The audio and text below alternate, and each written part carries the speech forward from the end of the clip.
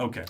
Like I said, not in the MCU. Definitely not, and not a You're great not- trailer. So Venom is a villain of Spider-Man. Yep. But this does not have Spider-Man. This is not a Spider-Man movie. No. Do not kid yourself. Tom Holland does not show up in this. Yeah. You can ask my wife all you want. Yeah. Because she believed wholeheartedly that he was going to be in there. It's not there. He's not. Nope. So what we have here is the story of Eddie Brock. Yeah. He is in the comics. He's a photographer, just like Peter Parker. He's an investigative reporter. In this one, he's like Anderson Cooper. Right. He's the man on the street. You know, he's got his one-man crew and go on the trying to bust people. Yeah. So, but the main person he wants to bust is played by Riz Ahmed. Yeah. Who I keep describing as Bill Gates, Yeah. but who wants to make the world a better place by doing everything in an illegal fashion. Yeah, he's like Bill Gates and Lex Luthor, basically. Kind of, yeah. Like he doesn't mind breaking the rules to get where he wants to be. Right. So what they did was they found an asteroid with these things called symbiotes on it. Right. And so they collected them. Actually, what I laughed at is because the first thing you see is a shuttle coming into orbit. It explodes and the samples go everywhere. Come down. Did you see Rampage? It's the exact same beginning. Yeah, exactly. Yeah, exactly. It's the exact same beginning. I never thought about that, but you're right. They could have just borrowed the footage. Yeah. It would have been just fine. The Rock's pet monkey should have just walked up to one of them. Right. So you've got that. So Riz Ahmed's crew gets the samples, brings them to his lab, starts testing on humans. Yeah, they're trying to figure out how to make the symbiotes mesh with people. Exactly. Because he wants to make an evolved race. Exactly. Yeah. And also leave. So, right, that too. leave Earth. That too. So Jenny Slate, who plays his assistant, is not stoked with what he's doing. Right. Goes to Eddie Brock because before this, I'm going to jump a little ahead. Eddie Brock screwed over his girlfriend Michelle Williams, who was a lawyer who was actually going against the Life Foundation, who's Riz Ahmed's foundation. Yeah. And he comes across the email with a file. He should not click it, but he did. He did. So he found out some confidential information, and of course he brings it up in the interview. Yeah. And the power, if you kind of screwed with Bill Gates, you're going to get fired. Yeah. Your girlfriend's going to dump you. He tries to bum rush him on camera, and he pays the price. Oh, sure. Yeah. Loses his job. Yeah. Becomes a drunk. Yep. So 6 months pass, and then so that's when Jenny Slate comes and says, something's going on. Finally, he goes to the lab. Something happens, and he gets a symbiote on him.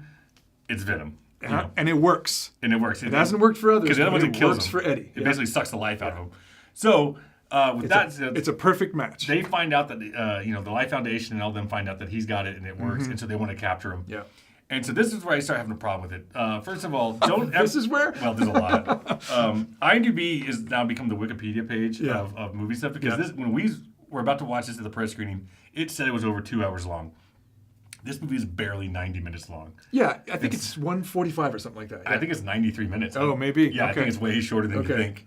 Maybe with credits, but so it's short. Yeah. And so for me, there's no character development, especially on the villain side, because another symbiote shows up and it's Riot. Right. And so don't care.